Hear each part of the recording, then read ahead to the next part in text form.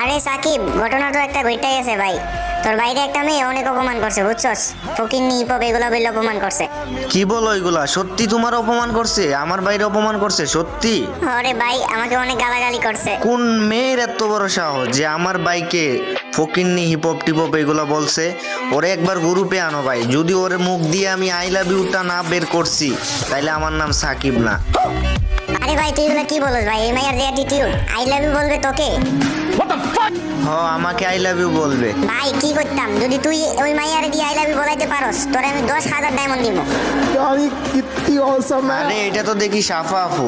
কি রে বটের বাচ্চা বট, তুই আমাকে বারবার ইনভাইট দিচ্ছিস কেন? আরে আপু, এই যে ফকিন্নি মার্কা হিপহপ এটা তো আমিও জানি।